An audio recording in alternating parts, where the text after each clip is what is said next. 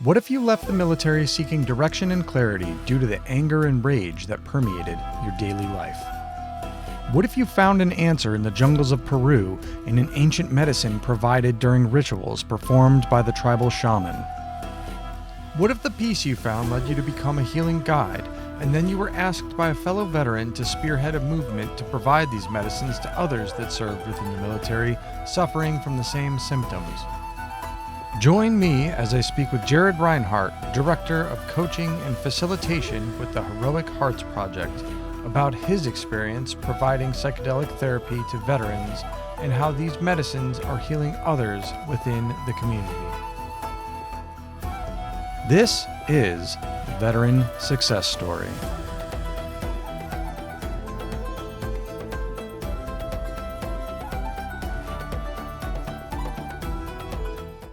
Welcome to another episode of Veteran Success Story.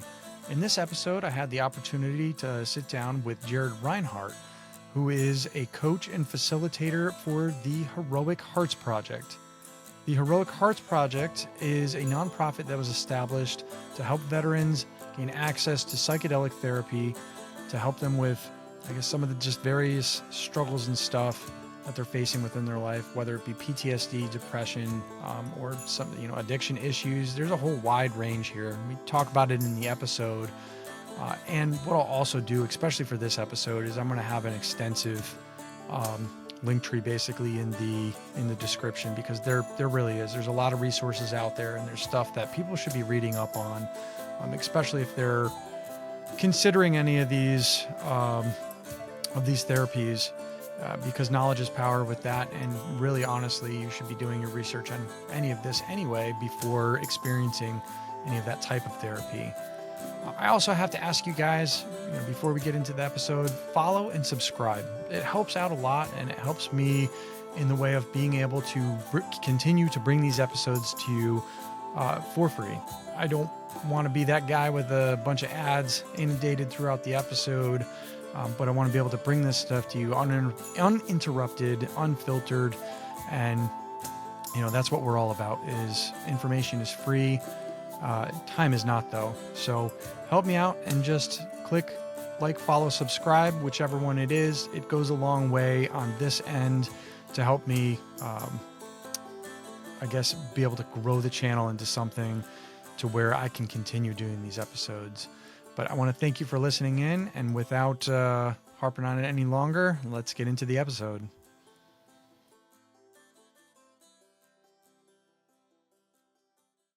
Welcome to another episode of Veteran Success Story. Today, I'm here with Jared Reinhart, who is the facilitator and coach over at the Heroic Hearts Project. Jared, how you doing, man? It's good to have you on the show. Oh, it's really cool to be on this show. I didn't expect to be called or asked to be on the show, so I really appreciate you having me out here, man. Oh, man. I was talking to you a little bit before about it, but after I had that other episode that had to do with the psychedelic therapy and stuff for veterans, I had a bunch of different people just reach out that are hungry for that information. I know I am as well, and they had supplied and I'm not sure if Heroic Hearts has anything, or I'm sure you do, but I think it was the Psychedelic Guide for Veterans that it was handed off. Yeah, we just produced that, and Okay. it just got released, I think, a few months ago or a little bit more. But yeah, it's available on Amazon now. So Heroic Hearts Project and psychedelic therapy, what exactly is it, that Heroic Hearts Project? What's the mission over there? What are you guys trying to accomplish? And then what do you do over there? With Heroic Hearts Project, our mission is to give veterans access to psychedelic therapy. And we're pretty psychedelic agnostic, meaning we don't really have a preference for what that psychedelic is. We primarily work with Psilocybin and Ayahuasca, as we've been working with those in the past, and those have been the easiest to get through regulation or working with overseas. So our goal is to basically allow veterans the ability to have that access and make a good choice about it. Because a lot of times when it comes to psychedelic therapy, there's a lot of people in the space that maybe say like they have a lot of experience in it, or they haven't been vetted properly, or there's no ethical guidelines around it. So we try to create a safe container for veterans to have access to these medicines. Much needed.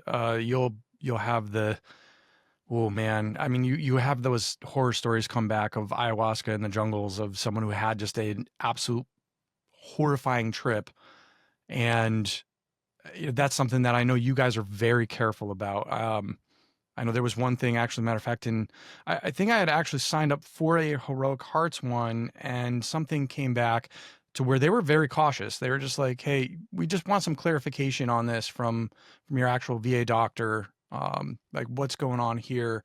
And I shame on me, I didn't follow back up on there, and I am planning to. It's just life got crazy busy.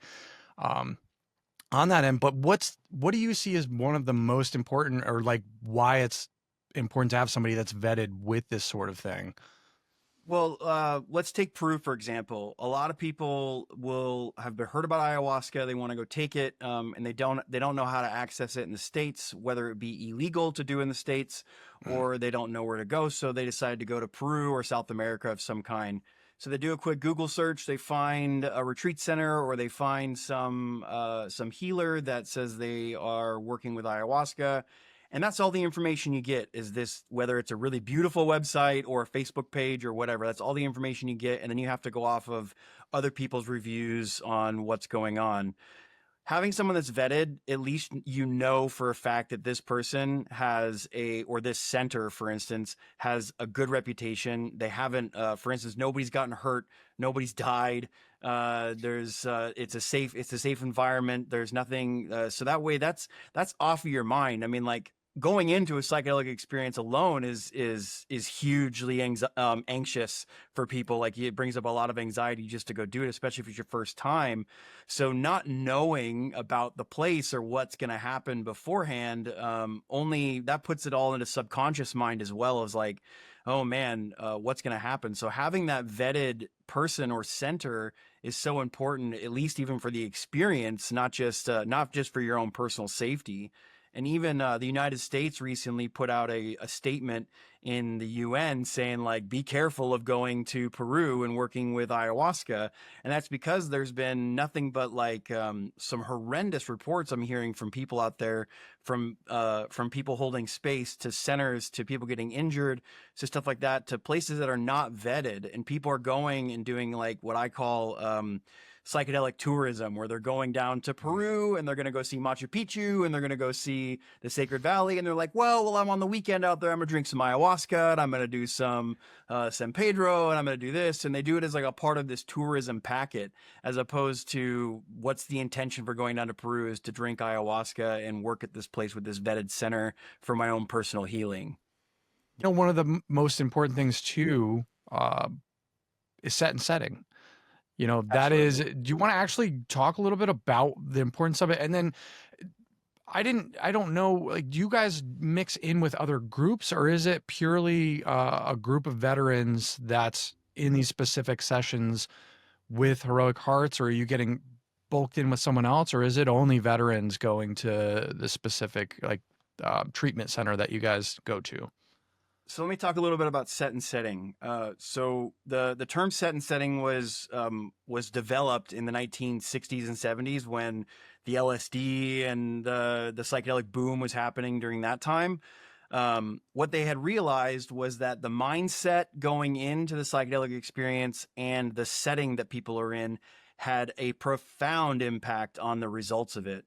So to give an example, someone I've heard a few times, and even from my own experiences, some people have come up to me and they're like, "Well, I tried mushrooms once, and it was the worst experience of my life." And I will tell that, and the first question I'll ask is, "Well, where were you when you did this?" And they'll be like, "Oh, well, I was at a party with my friends, and there was a lot of loud music, and there was a ton of people I didn't know, but it was my first time." And I was like, "Why not?" And I was like, "That sounds like a pretty anxious environment regardless. Like, one of the reasons why a lot of us drink during parties is to let go of the anxiety of being around a lot of people. Mhm. So if your anxiety is already up because you're at a party and you're taking this new substance, then the setting alone is going to increase that effect." and then mindset going in, which we have now kind of reframed into the word intention. So what's your intention for going in? Like, what's the point? There's no right answer to this, but you really need to be honest with yourself about, like, why am I doing this? Is it to try something? Is it to get some healing done? Is it to try to have some fun? Is it all these things that kind of come in there? But intentions need to be loose, because your expectation may, like, well, my intention is to have fun, but then it turns into not fun. That turns into an expectation, which we can get into a bit later. So with Heroic Hearts Project, it's a full veteran group that we send down there. So to kind of give you an overview of our program, we do a strong vetting program to make sure that everybody is safe to do these medicines. I like to say that psychedelics are available for everybody, but they're not for everybody. Yep. Like anybody can take them or find them if you know the right people to ask, but maybe they're not the right thing for you.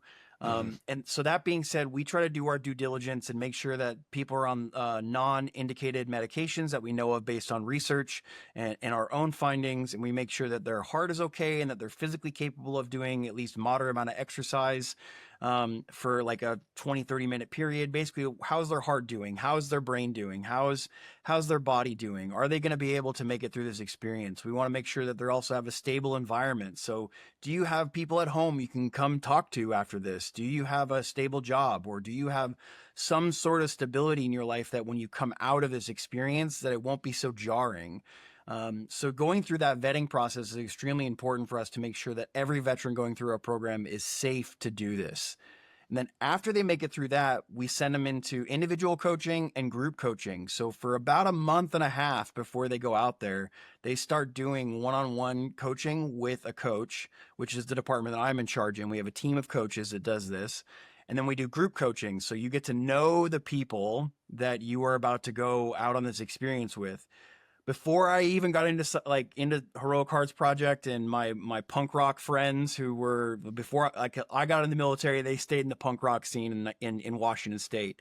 They had done all the party drugs and everything else. So when I first tried psilocybin, they gave me these basic rules. And one of those rules was, don't ever do psychedelics with people you don't know. So we try to mitigate that, at least by having group Zoom conversations to meet everybody and get to know everyone. You have a group chat that you're on Signal, so you can kind of start getting to know each other. And then once that group experience kind of cohesively comes together, which we have 3 preparation calls for group and 3 preparation calls for your integration one-on-one. And then we send you out to the psychedelic center or to the location that we're going to be doing the medicine. That's usually around a week.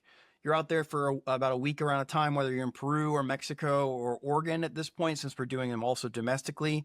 And then after that week, you come back and then you start that same cycle all over again. You go 3 group calls and then 3 individual calls. And those may also extend with your individual calls, depending on if you need more help or need some more time integrating.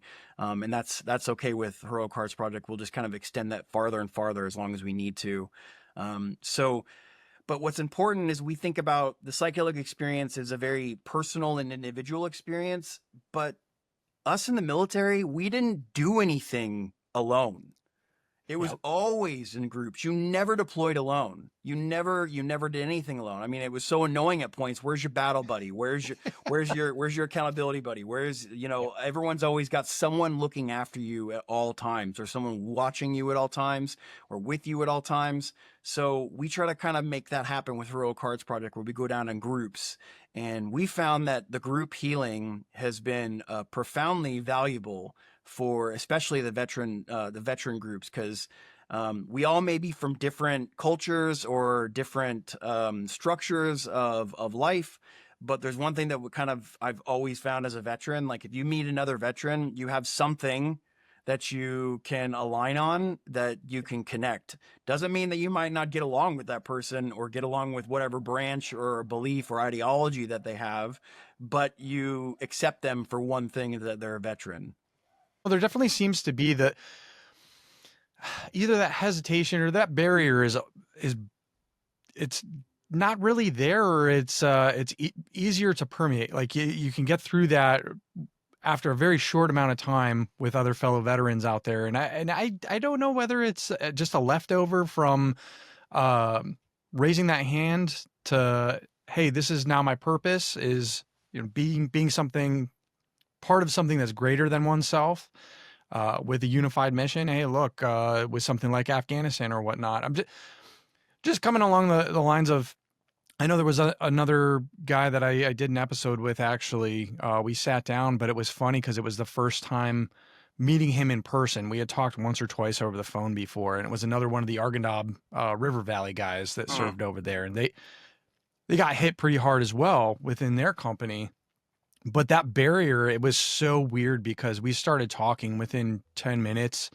I was like, man, I got to start the camera, or we're just gonna continue talking. And that's essentially what this episode ended up being. Is we ended up going down some roads and stuff, and we just recorded the conversation, and so many people reached out and were just like, man, I that really resonated with me. That was just some real talk right there. And I feel like a lot of us out there, we don't have that barrier or that ego in that way. When it's a veteran to veteran type conversation, we have like this understanding almost of mutual, hey, put the BS aside, put the ego aside. Like we're going towards something else, or I want to see behind this. You know, let's be real with each other. I've heard it from the civilian end too. Like, man, I've never had anybody just go out and say that, you know, either whether they're taken back from it or they're just like shocked, like, whoa, did he just go there? But at the same time, I always find it when they'll come back and they'll say, you know, that was refreshing, because there's no fakeness there. And I'm not saying that's with every veteran, but I know in between a lot of us out there that speak to one another, there's that barrier that is just, it's non-existent. You know, it's not important. We hold it a little differently.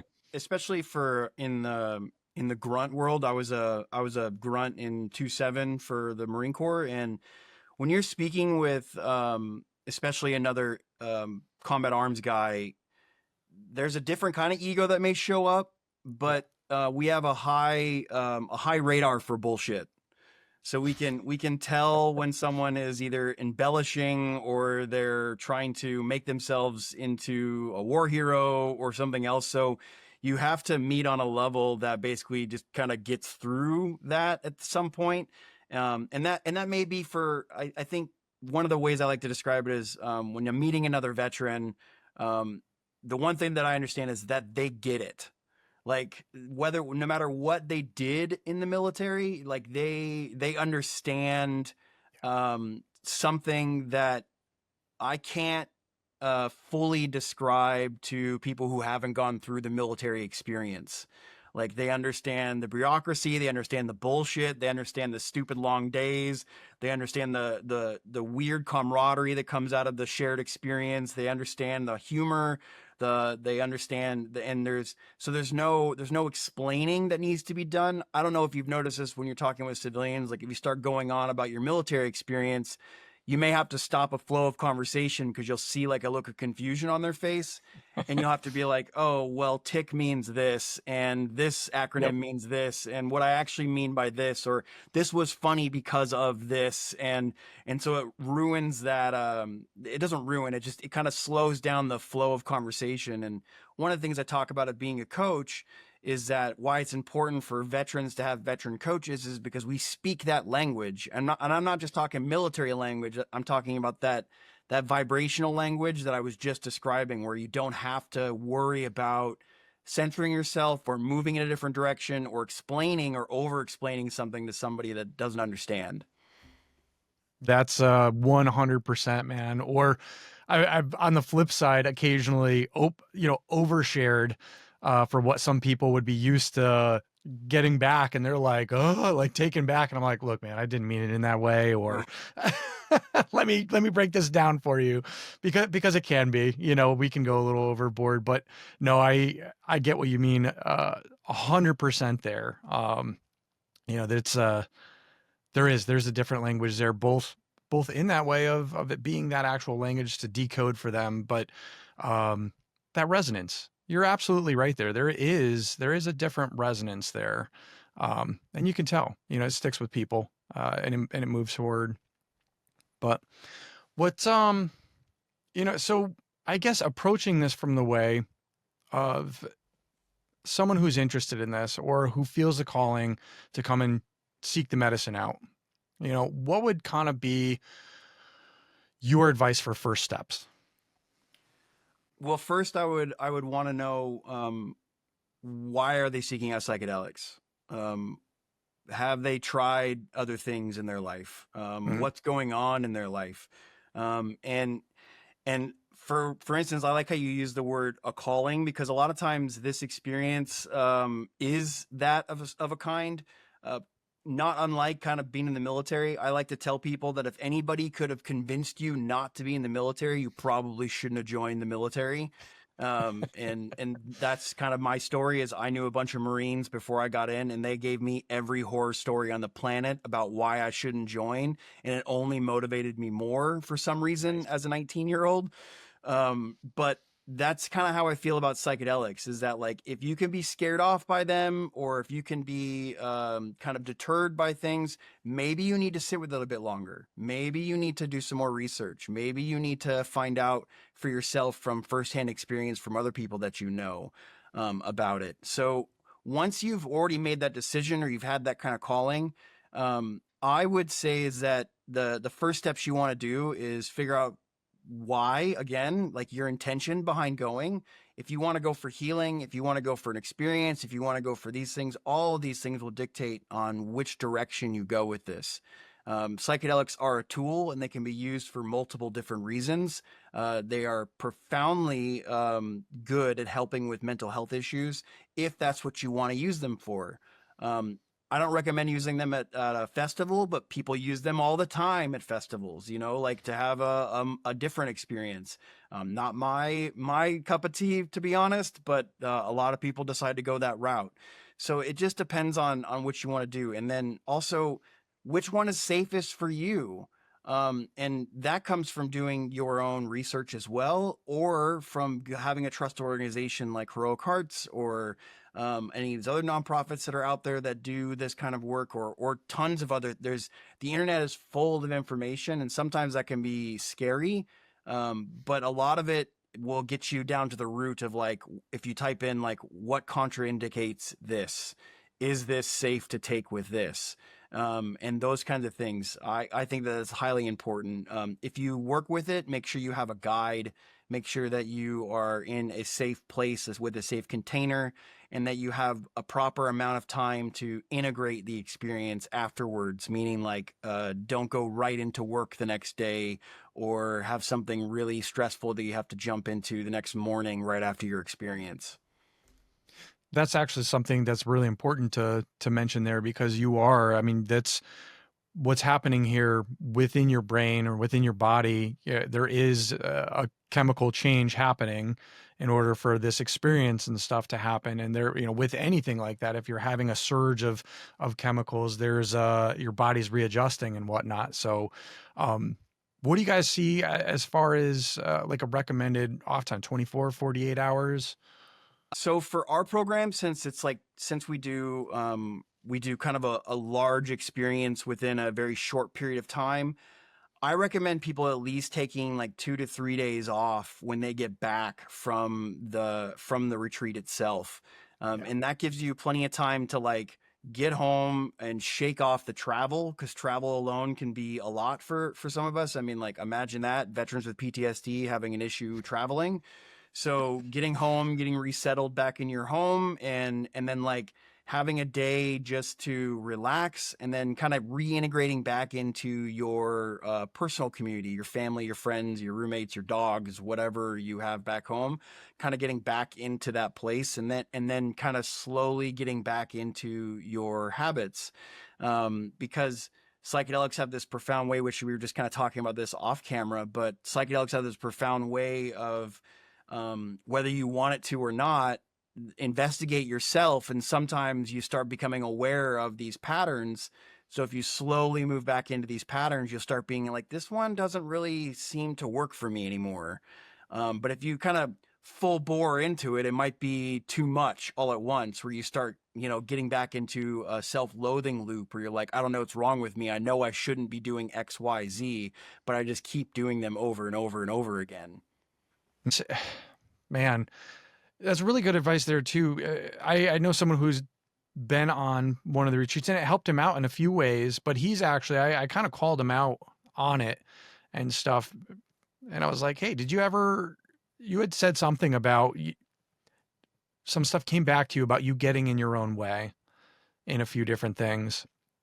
And, I hear some of the old, I'm just trying to be careful here, not to mention any names or anything, but I hear some of the old habits or some of the old Hmm. things creeping back in though, that you yourself had been like, hey, I'm feeling unproductive here. Or, on this day, this just wasn't a great day because of these different things. And I'm hearing you come right back to that.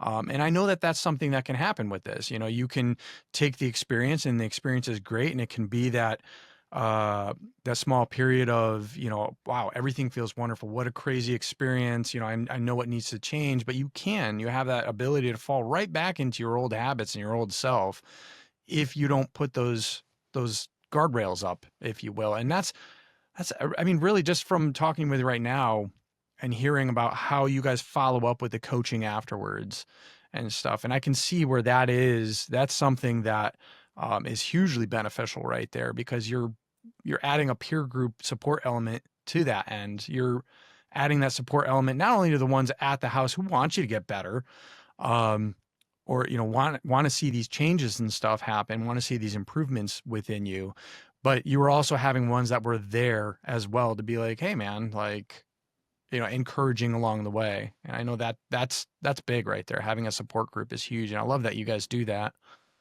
Yeah, and part of what can set people up for success before they work with a psychedelic medicine is it's very much overlooked. We're very focused on the experience. I mean, like even when you watch documentaries, there's like a little bit of preparation and they dive right into watching them, laying on a couch or having a crazy experience or whatever.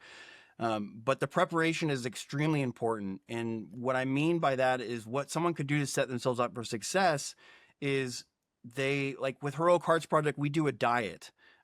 So it's a required thing before they go out. So with ayahuasca, traditionally there is a diet that the indigenous people of Peru, the Shipibo that we work with, they do ask that Westerners go on because let's be honest, our diet is not that clean in the West. It's pretty even our healthiest food is not that good for us.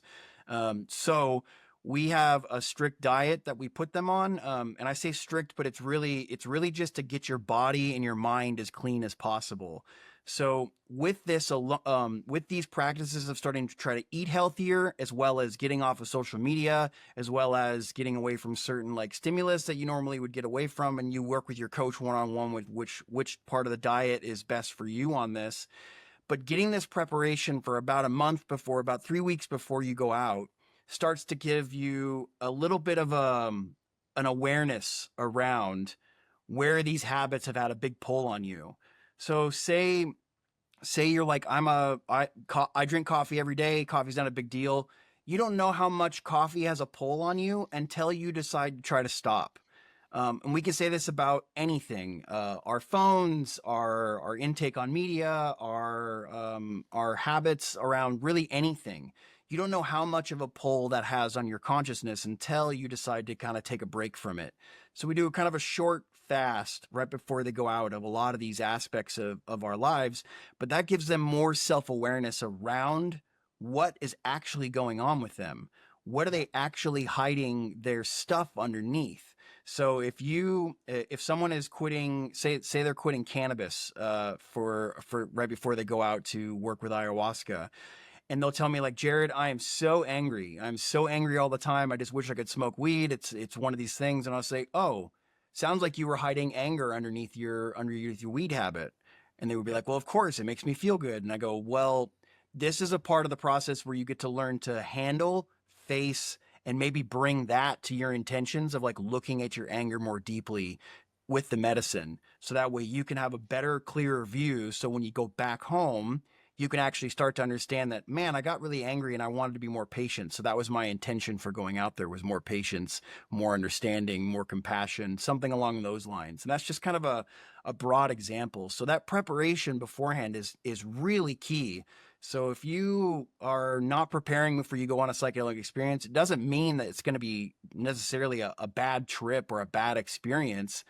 You might not be getting all of the benefits that you could be getting from it, which is one of the reasons we put that in the psychedelic handbook for veterans. Was a big part about preparation and journal prompts and things to look into in yourself before you go out. You're looking at the fact that you're starting to get them living with intention, and that's the biggest part right there. Like you just said with marijuana and stuff. I tell other people this too. If you can't put something down, whatever that is, whether it's your phone or a little bit of weed or something like that, if you can't put it down and live without it for like 2 weeks, then you might have something else to look at there, or at least to think, because I've actually found myself with a few things with marijuana, actually specifically, to where it started hitting the vape a little more often and everything. And I'm just like, let me start thinking about this. Can I put this down? Like, why am I hitting it? Like, are things more stressed lately? What's going on here? Because it's a coping mechanism, and humans are wired to take the easy way for certain things. So if you could just take a 3-second hit off of a vape and you're like, oh, I'm chill. I'm not so angry about this situation, and that's fine. And it can work in some situations, but once it becomes a crutch, that's when it's, all right, man, maybe you should lay off, because anything that has a hand on you like that is not a good thing if you're letting it get to that point.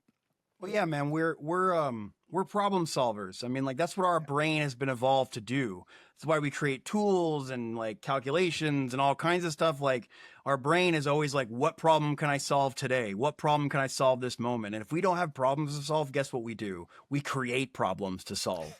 So, so one of the things with cannabis, or really anything, is it's a tool to help you solve problems, whether that be emotional, physical, or anything. So it's one tool. So eventually a lot of these things become our main tools in our toolbox, or the only tool in our toolbox. Yeah. And then we get out of practice using the myriad of tools that we have available to us when it comes to emotional regulation, the social interaction, all kinds of stuff. I mean, my daughter all the time she's 12 years old, and she talks about how, Dad, I have anxiety. And I told her, I said, everybody has anxiety. You're just out of practice working with your anxiety when you're meeting new people or other things like that. You have to get these tools through working through it or working in it. And it's been amazing, because a lot of times with her, I'll be like, okay, now go buy the food up at the counter and go talk to the person, getting her into practice, as opposed to, oh, I'll do it. I'll take care of it and make sure you don't have to feel anxious. That's phenomenal. That's man, that's a good dad right there, man. Seriously. No, it is. That's like, because it's not always easy to do, and that sort of thing takes time to instill that in kids, and how do we learn in the military? What is it? I had someone who always say that we learn two ways in the military, and that's repetition and blunt force trauma. So it's so true. To be able to, yeah, it is, but to take that dad moment and sit down and explain it, and especially coming from the Marines, as you said, in 0311, right? Like, I mean, that's being combat arms in there. That is how a lot of it goes. Somebody messes up at the range, they get freaking butt stroke to the head. Yeah. It's, I've been there myself, as well as delivered those too. But you can't take that method with a kid, and you got to be able to learn that. All right, take a breath. And that's actually one of the things I do with my littles as well, is, if they're flipping out or upset and they can't regulate, it's like, hey man, like, hold my hands with me. Like, let's just take a few breaths. And they won't want to at first. I had one with my little boy, to where he was upset, and I was like, all right, well, I'm here for you, and I'm going to stay right here, and then he did. And then afterwards it was all smiles, and he was like, you could tell the clear shift in that difference, but it takes time and patience. And that's something to where, some of the other guys out there, that's out the window. that patience and stuff, whether due to anger, PTSD issues and stuff, some of the things that guys want to get better on that end. And that's great that you're starting to provide a tool and a way forward for them there. And that's like, let's get into talking about the two different tools and stuff that Heroic Hearts offers here. I mean, that's, you said the two modalities that you guys mainly deal with are psilocybin and ayahuasca. So, I mean, do you want to start off on the psilocybin end? Because I'm sure that one's a little more readily available, especially because it's stateside too now, correct? Yeah, so we just started working with psilocybin in well, we've been working with psilocybin in Mexico for a few years on different retreats and stuff. But we just now, since it was legalized in for therapeutic use in Oregon, we have now developed a program that sends veterans to Oregon, and this primarily is set for those veterans who may not have the mental capability or the want to go all the way down to South America to work with the psychedelic medicine. So this one's kind of easier on the travel aspect of things and stuff like that. So they'll go, we start working, we have domestic retreats going on in Oregon. It's the same setup that we would do for overseas. They do the preparation, and then they have the group calls, and they have their integration afterwards. So it's the same setup there. We just basically, at this point, we rent out a big Airbnb for everyone to be in, like a big mansion that we can afford, and then everyone's got rooms. And so one of the things that's important with us as well is that, like, everyone has a roommate at least when we're on our retreats. And some people are like, I'm a grown ass person, why do I need a roommate? And when you're working with psychedelics, I think it's just for safety reasons, and also it might be one of those things that you want to have a friend in the room or someone that at least knows what's going on with you. So that's one of the reasons why we have people in those kinds of like settings there. But at the retreat, it's some of them are depends on where we're working with. We work in Portland, we work in Bend, we work in a few other locations around the greater Oregon area, and basically serve the veteran community still internationally in Oregon. So it's still kind of a working program at this point, as it's new. So we're always, just like with the international program, we're always trying to adjust and find the best way that helps support the veteran through it. So one of the things we always ask veterans to do is fill out this little like form afterwards and tell us like what they loved, what they hated, what worked for them, what didn't work for them, and then we adjust as we see from there, because this modality of healing is still very fresh and new to the veteran community. So we want to make sure that everyone's got the best that they can out of it as far as their experience goes. You're going to get the same experience as you would in Mexico, or these other places within there. It's great that they're actually open-minded enough to where those restrictions are starting to fall again, to where it's not as restricted. Because I mean, if you look back, like, this stuff wasn't even illegal until I think it was the Nixon era, to where everything kind of like it just, and it had to do with some of the things going on at the time and whatnot. But I'm glad that they're starting to relook at it, because there was a bunch of possibilities that were starting to show up in there. And it was really, people don't understand on how much it was being studied. I've seen articles and they're like, hey, breakthrough research here in psychedelics, or, and then all of a sudden it just, everything got criminalized. And you're like, wait, what? Like, what happened here? Whether through, whether it's political, pharmaceutical, that end of stuff like that. I don't know enough on that end, but I do know that I'm happy that they're starting to look at this stuff again, because there is, and I'm sure you guys have looked through some of this stuff. Do you know what I'm talking about with, like Native Americans and stuff, when they Yeah. would come back from a war party and whatnot, they'd go through the sweat lodge experience. I mean, is that, I guess comparison wise to something, isn't a sweat lodge the kind of the goal, or where that ends up? Someone naturally drops DMT, correct? So sweat lodges in or temazcals in Mexico, they primarily produce a psychedelic experience for people. They can Yep. endogenous DMT or some sort of visionary state may occur for those when you're doing extreme activity in all kinds of places. Yeah.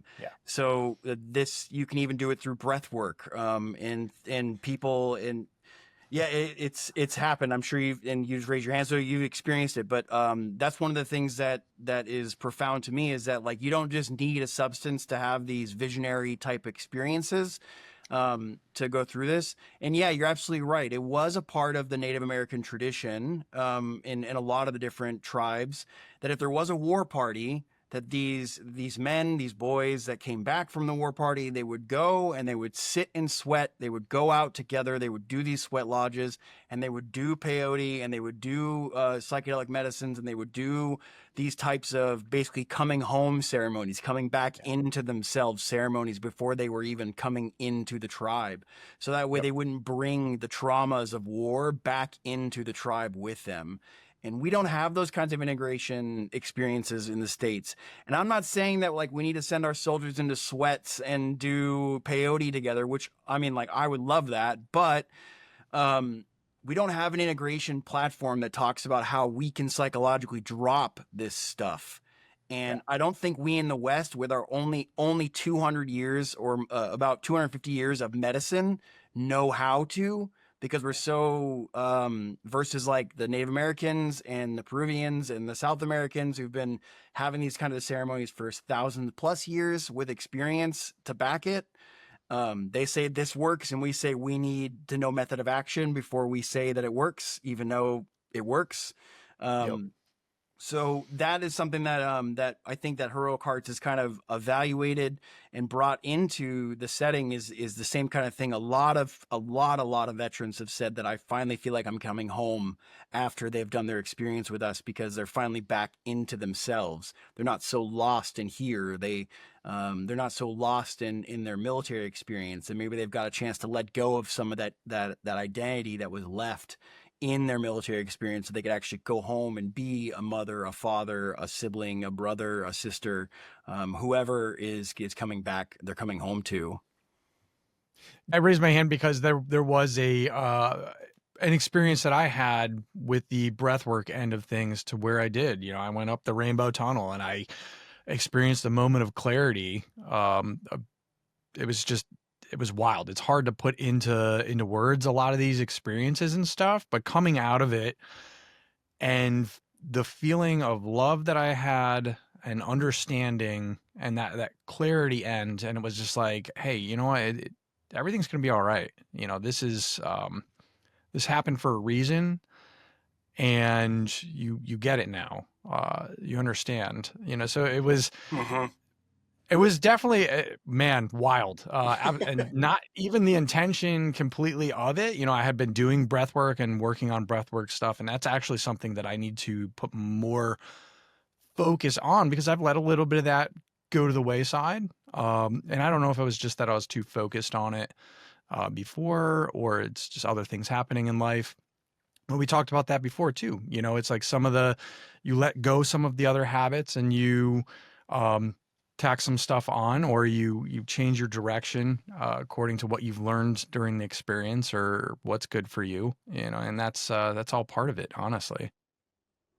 Yeah, I like how you said I need to bring those back into my life, because one of the things that I find that where the resistance, or where that inner peace can start to deviate in general, is when we start shooting ourselves or needing ourselves or anything else, as opposed to just accepting where we're at. Like I'm not a meditator, but I meditate.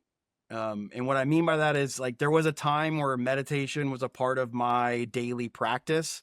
And then it started slowly petering off. And then I started doing things. And then I was in this place of like, man, I should meditate more. I know the benefits of it. Why am I not doing it? And then when I let go of that and got into the place of like, well, I meditate when I want to, because I know how to. So that feels much better than saying like, I need to do this, or I should be improving this, or I got to do this, or I got to do this. Cause then it's just more pressure on my mind as opposed to like, no, it's fine. As you said, it's all going to be okay. Like, I got it. It's fine.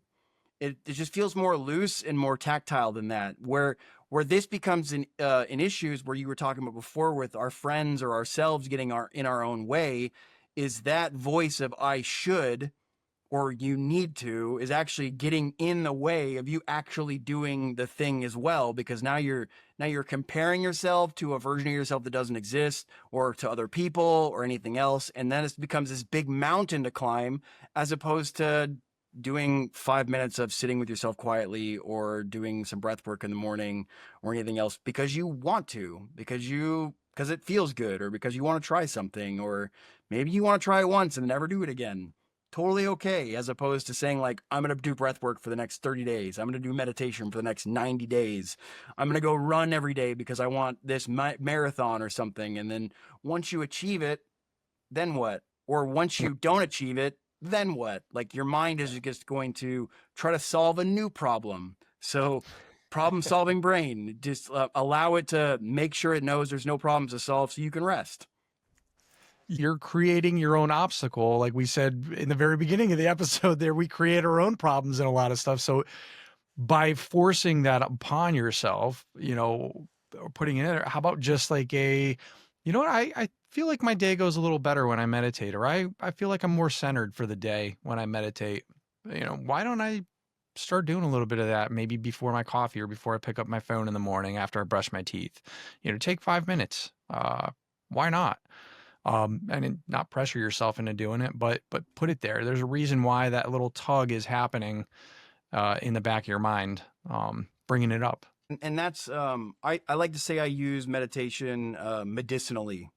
So when I'm about to go on a podcast, or when my mind is all over the place, or when I can't think straight before I'm about to get to work, I'll sit and I'll take like 30 conscious breaths, just slow, watching my breath for 30 breaths. And then also and that doesn't mean I'm like zoned in. It means like I'm really watching my mind bounce around for about 10 minutes as I'm like trying to focus on my breath and trying to like get that, but it slowly calms it. And it doesn't like make me a Buddha for any sense of the word, but it helps calm my nervous system. If anything, it helps to calm and and down regulate my nervous system.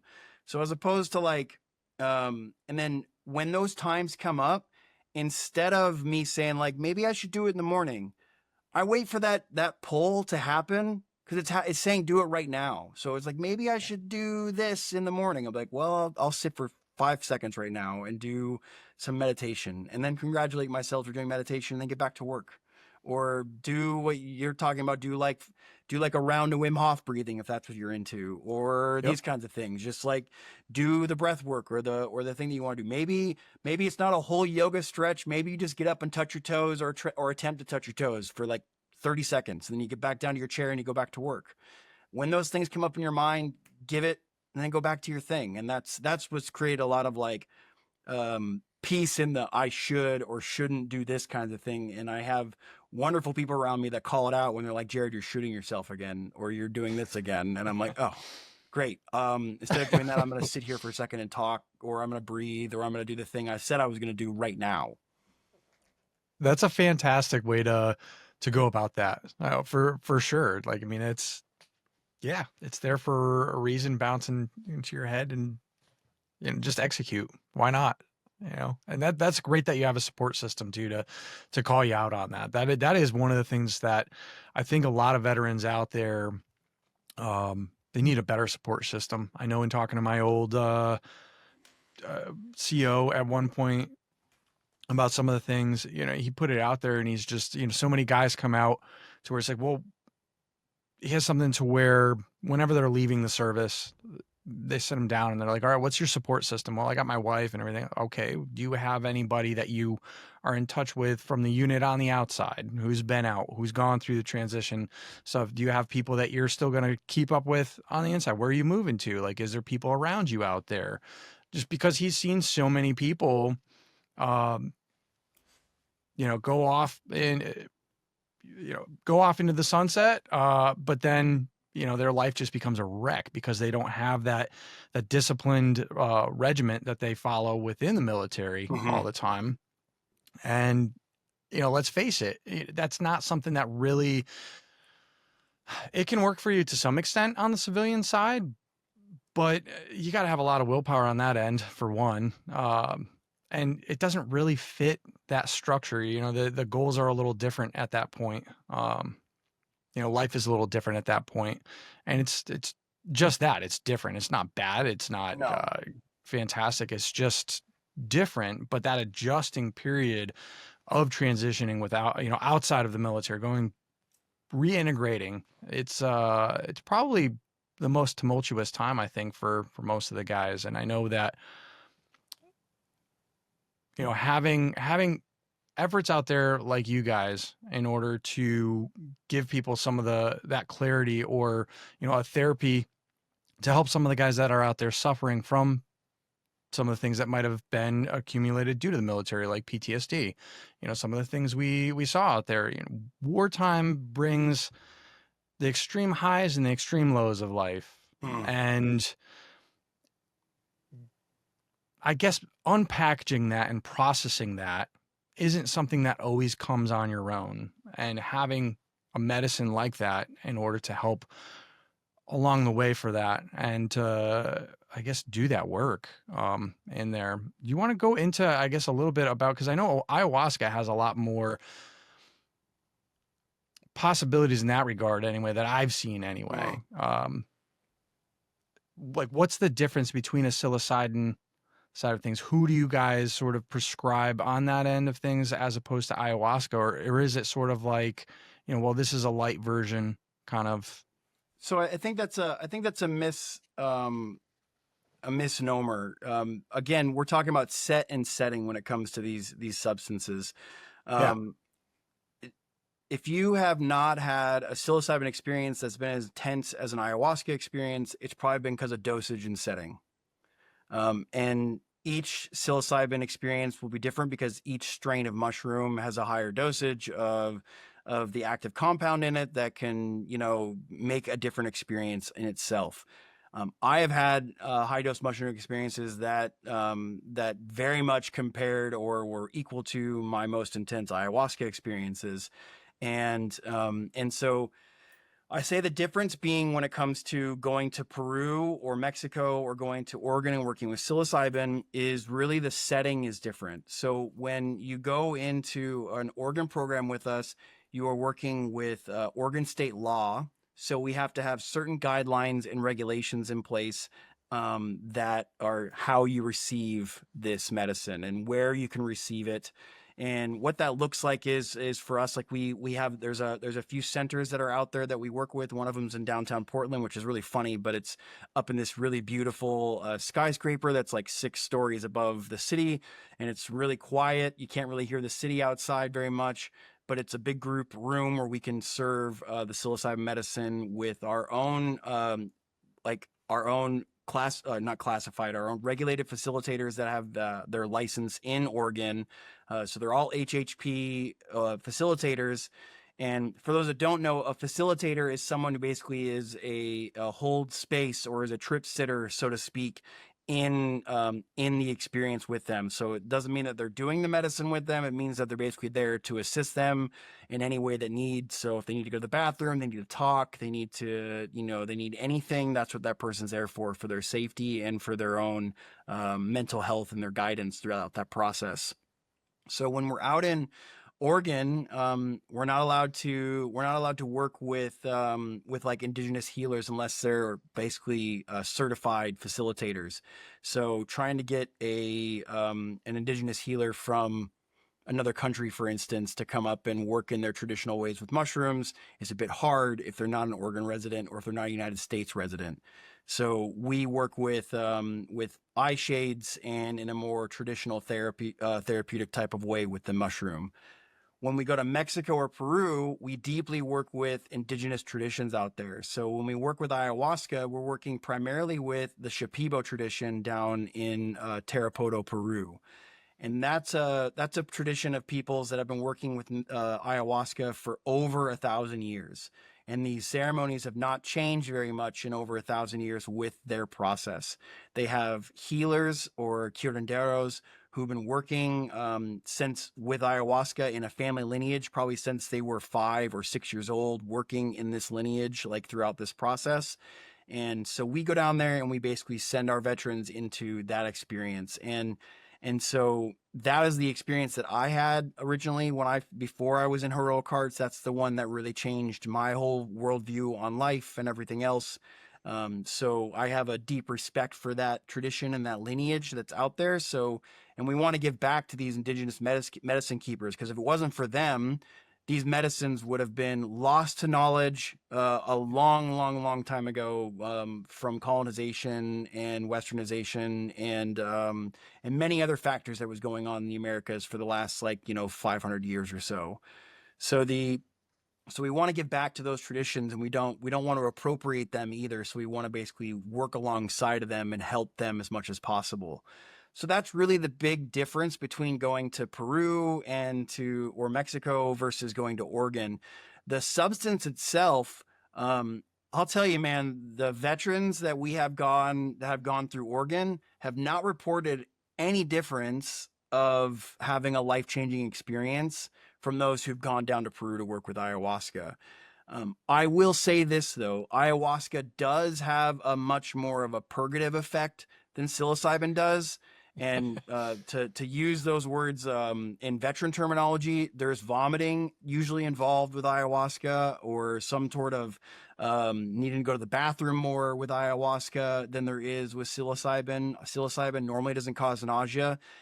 That doesn't say it doesn't happen, because people do vomit on working with psilocybin as well. So it's not one of those things, but if you look up ayahuasca, everyone's going to talk about even in Peru, they call it la purga, the purge, because it's just one of those things that occurs. It's a very acidic medicine. So naturally it makes your stomach very nauseous. And there are traditional beliefs behind that nausea and what that means. Even for myself, when I have vomited on ayahuasca, it doesn't feel like I'm vomiting because I'm sick. It feels like I'm vomiting up anger, or I'm vomiting up depression, Wow. or I'm vomiting up something, anxiety, or some sort of thing that has been stuck inside of me. It doesn't feel like, oh, this just doesn't feel good and I feel nauseous and I just need to vomit. It's a much different experience than what we may think it is. And if that deters you, I understand. No one likes to feel like that. But when it's all over, you feel clean, you feel great, you feel really good. And I've heard the same reports from those who I've worked with personally with psilocybin as well. The ones who have needed to vomit, same thing. I got really scared. I got really angry. I got really all this, and all of a sudden it all came up, and then I needed to vomit. And then as soon as I vomited, it felt like the anger was out of me. So this is in the indigenous cultures, when it comes to these things, this is very normal. And this is a part of getting certain energy that's stuck in you out. And it's, I don't want to get too woo-woo with it, because I try to keep at least 1 foot on the ground when it comes to these things, because I don't really know. And I don't want to pretend like I know what's actually going on. And we don't know still a lot of what's going on with psychedelics. But what we do know is that they are safe to take within certain settings and within certain regulations of basically your own safety. But it's I don't think anybody's ever died from an overdose of mushrooms, for instance. And Yeah. I don't think you could actually overdose on ayahuasca, because your stomach couldn't hold in the amount that it would take for you to overdose. And DMT is the active compound in it, which your body produces and digests very quickly. So these things are extremely safe to take, but depending on the setting you're in. So I would say psilocybin is very safe to take, but if you're driving a car at 70 miles an hour and you're on psilocybin, probably not the best place or the safest thing to do. And everyone can see that and probably laugh at that, but that's kind of the way I see it. It's like, are you around the safe people? Are you in a safe environment?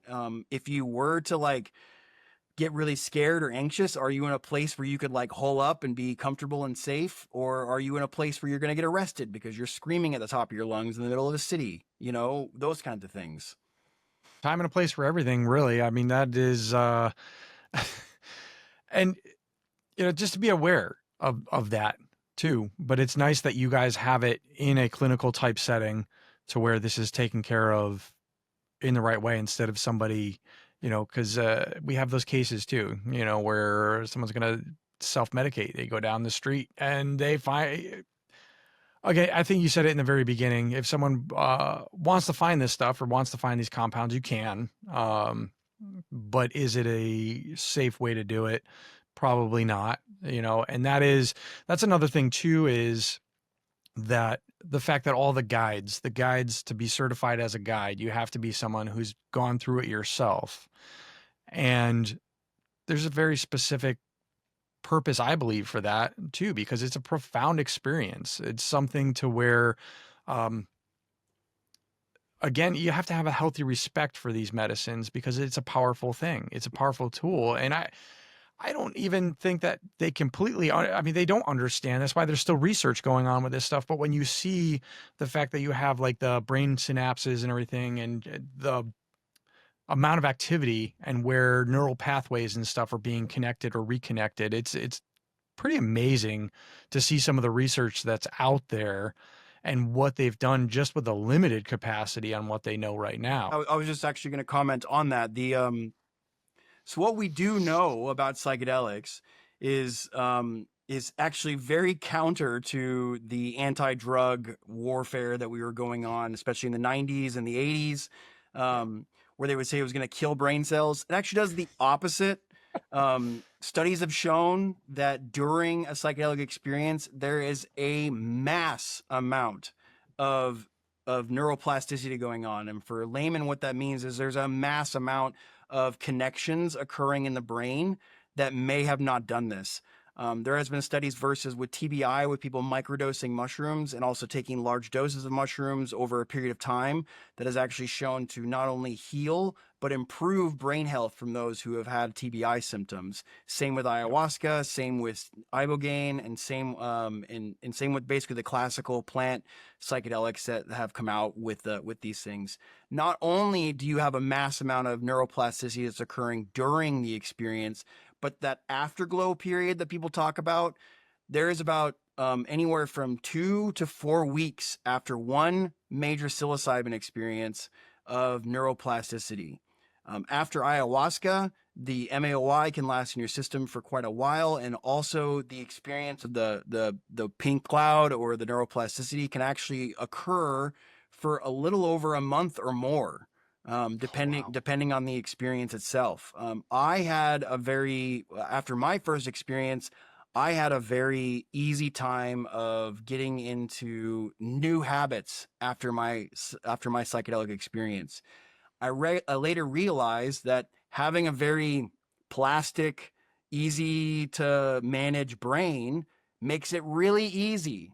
Well, not really, but it makes it easier to drop habits and make new ones because you're not so rigid in your thinking. You don't have to like pull apart old neurons and then try to push them together. So it can take a little shorter time. So they say it takes about 90 days to break a habit and then 90 days to create a new habit on top of that. So you can probably cut that in half if you're looking at working with psychedelics when it comes to that. So about 90 days to break and make a new habit. But you have to have repetition and work at it. And that starts with mental repetition.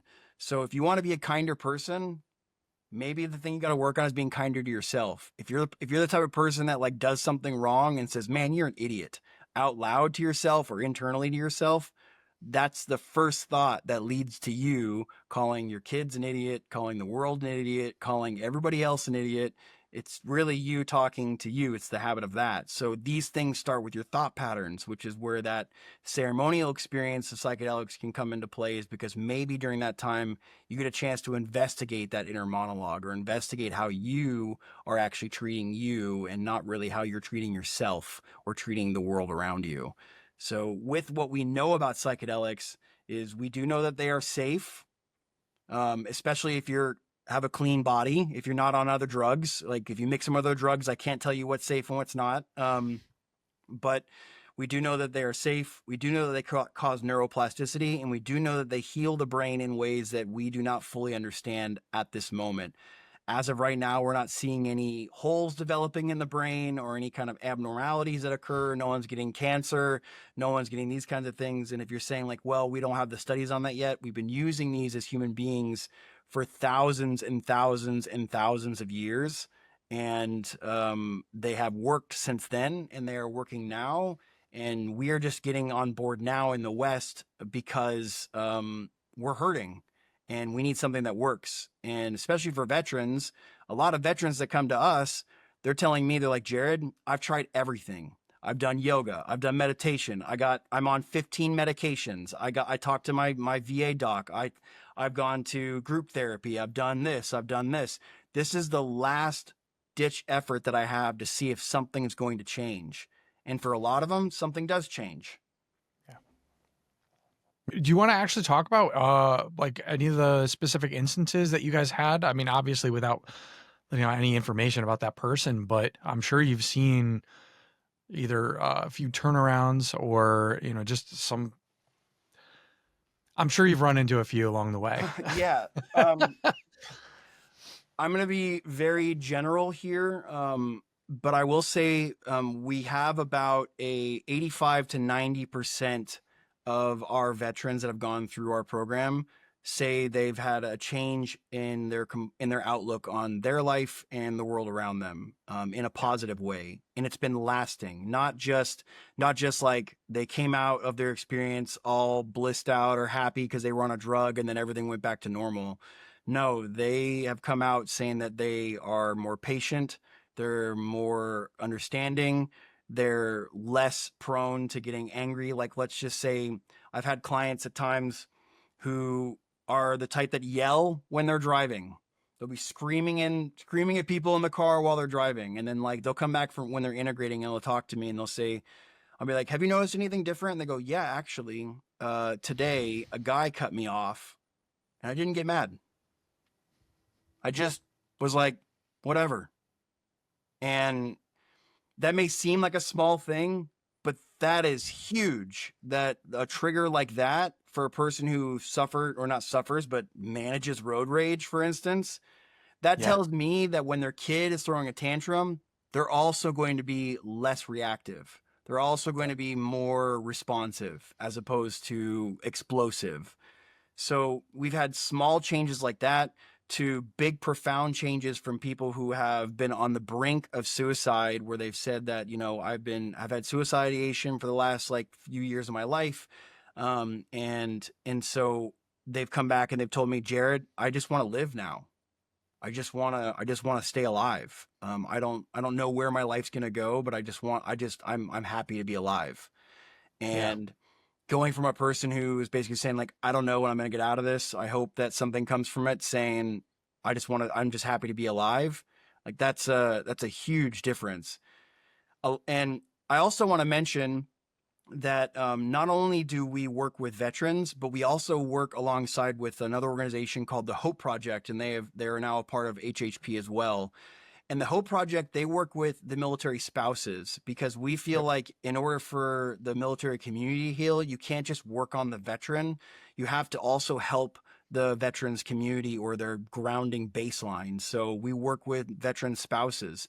So those who have been experiencing secondhand PTS at this point, dealing with their vet or helping their vet for the last like however many years through their issues and stuff like that, holding down the fort, they also deserve a healing environment for them to go do this kind of work. So so when veterans enroll in our program, we ask them if they have a spouse and if they're interested in having their spouse be a part of the Hope Project. And their spouse will get individual coaching while their veteran is going through the experience. And then when their veteran is done with their experience, they will also have their own opportunity, if they so choose, to go on their own experience with veteran spouses to do their own personal healing. So that way it's not just one of those, well, I'm the one that's stuck at home with the kids dealing with all the stuff while you're the one doing this, and now you get healed and I don't get any of this. We want to make sure that everybody gets their own personal healing out of this as well. And that alone has shifted not only just the profound effects for the veteran, but in the family environment, in the hopes of that, meaning that like the second, third hand PTSD that's going down with their kids or with the people around them is also shifting because of that Yeah. experience. So generational trauma may be able to be helped or healed in this situation by giving these people the space to work with these medicines. Um, Not only that, we've seen some miraculous physical healings.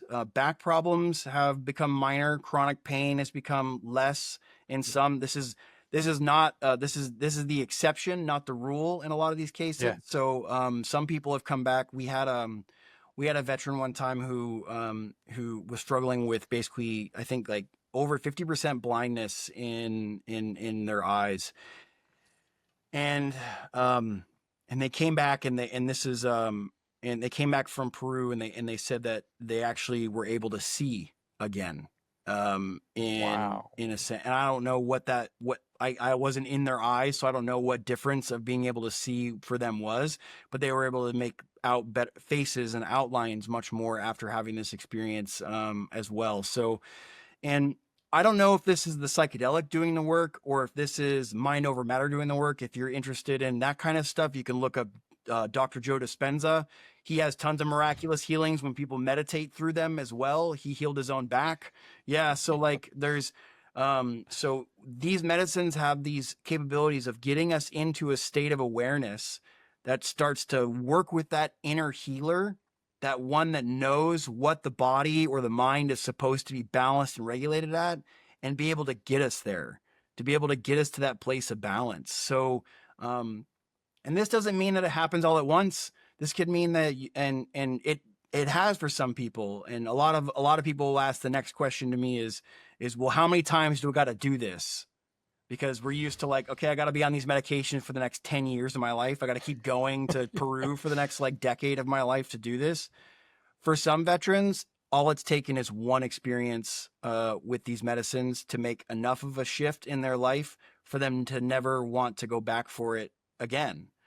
Yeah. Other veterans have decided they want to go back and make it a part of their own practice in their life, or they want to continue to go work with these medicines because they find it helpful and they find it profound to do a lot of internal work in that way. And what I mean by internal work is like you really get to look at yourself in a different way that you normally wouldn't get to do in your everyday life. And it can be profound. So some people want to go back for those experiences, but I say rarely people go back for the same thing twice. Usually it's something new because the other thing they've gotten to work on or they've integrated or something else. And if you are going back for multiple occasions for the same thing, it's probably some physical ailment or something that you have not properly integrated yourself to do the work.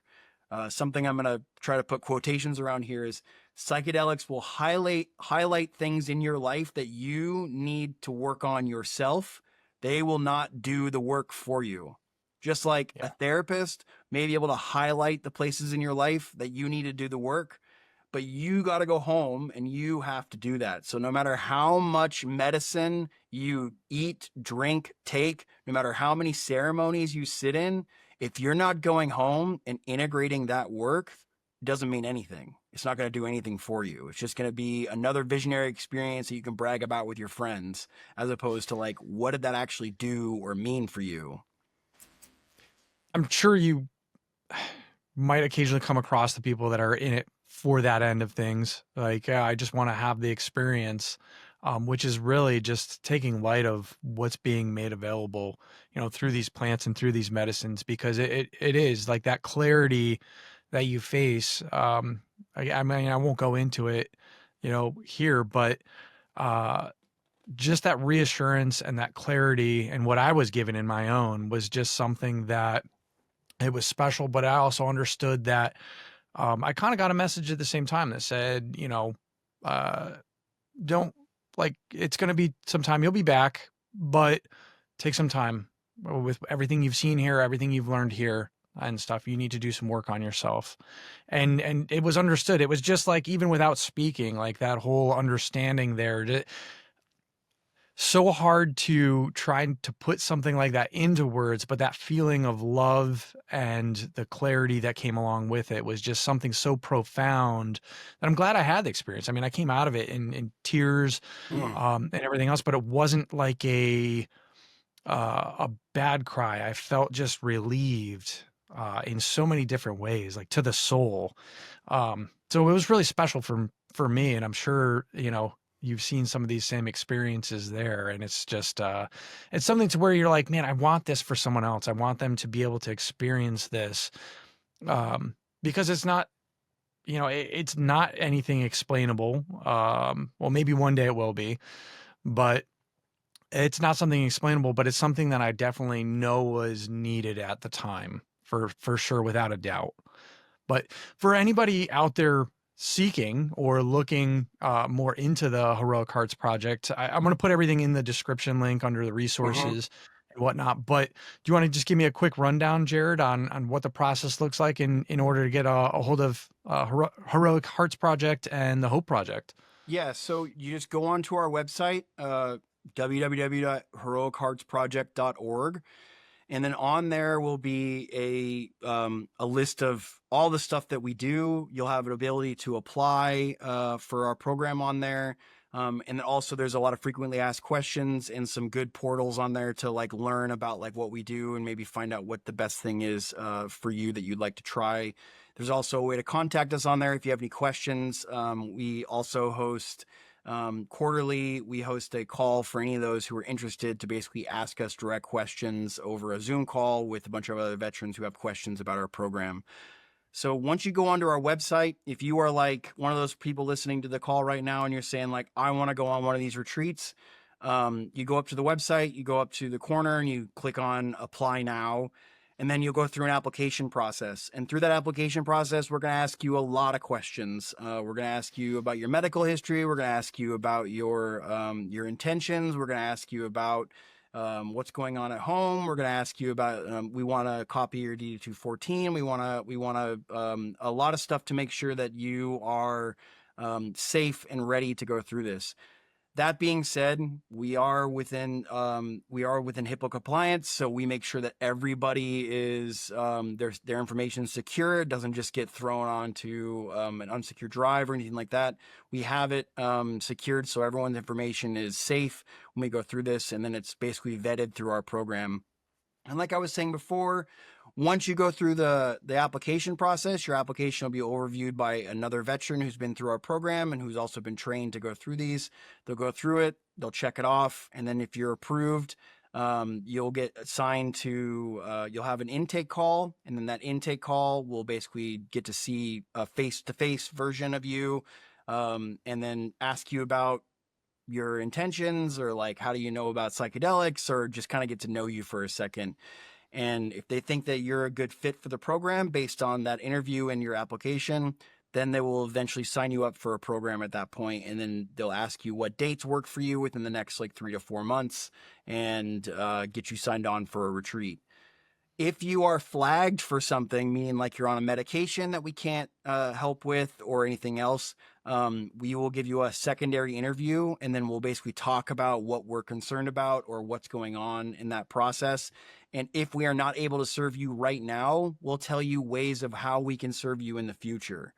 If there's absolutely no way of serving you, like say you have some medical condition that's just too unsafe for us to work with, we will give you resources on places that are safe to work in these settings. So maybe you won't be able to work with ayahuasca. Maybe you can work with psilocybin. Maybe you can't work with either of these things. We'll maybe find you some ketamine clinics in your area that will be able to help you out, which are safer. Or maybe we can find you a different location that would be able to work directly with this condition that we don't have the training to work with. Because we want to make sure above everything else that every veteran going through our program is safe and the container is held for them in a safe way. So that way they know without a shadow of a doubt that they're taken care of on all levels. Yeah, and that's alleviating that anxiety. And I mean, you're taking a step into the unknown, and that can be daunting. For most people out there, man, like it's a very select few that, and it's usually after the ones that are comfortable with it, or comfortable to a certain extent, anyway. They've done a ton of research and stuff on it. And I would definitely encourage anybody listening on that same end, what Jared was talking about before, the Psychedelic Guide for Veterans. And we can put a link for that in there as well. But don't just listen to, a podcast and say, hey, yeah, all right, I'm ready. You do the work, get into it, start looking into it, and start looking at either the benefits or what you need to look for and stuff. But Jared, is there anything else you want to add to everything that you've said so far today? I mean, thank you so much for coming on. It's been phenomenal information and stuff that you've put out there. But is there anything else that you want to impart to anybody listening right now? If you are skeptical about the psychedelic experience, it is not even just being whispered anymore in the veteran community. It's being cheered about in the veteran community. So find a veteran that you trust that's gone through this experience and ask them about it. And they may tell you some mystical story about the visions that they had, but really look at how they as a person have changed. That's what's important. The visionary experience people go through, that's different for everybody. But what's really fascinating to me about these medicines is the profound effect that they're having on the everyday life that's going on after the experience. And that comes in subtle ways and sometimes not so subtle ways. So if you don't take my word for it as just the grunt Marine who's, that's just rah-rahing for his organization, go out and talk to a veteran that and ask them if they have gone through this experience and what they think about it. And you may find that they too have gone through it and you didn't know because they've been keeping it quiet. But ask and find out. And please, if you have any questions about this experience, my team is open and available at any time. So go on our website, contact us there. If you would like to apply, please apply. And we'd love to help out as many people as possible as we can along this way. Jared, man, I mean, thanks for coming on the show. I love what you guys are doing over there. And really, I do like that you're out there putting a face to the Heroic Hearts Project and touting with the rah-rah, because it's something that needs to be spread, this information. It really does. And I wouldn't have contacted you guys if I didn't think that you were one of the ones that has, the end goal for that veteran in mind. Wants to create a better person out there, wants to actually give someone relief or help out there that really needs it. So, I mean, thank you for everything that you're doing out there and everything your organization is. It's huge. And I mean, it doesn't go unnoticed, and it's really appreciated. I mean, it really is, man. Oh, thank you so much, Will, for having me. This has been awesome.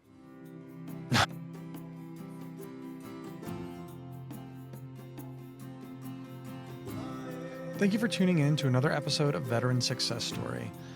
If any of the information in this episode either has a pull on you or struck you as interesting, be sure to go to heroicheartsproject.org to see more about what Jared and the team are doing over there in the way of psychedelic therapy for other veterans.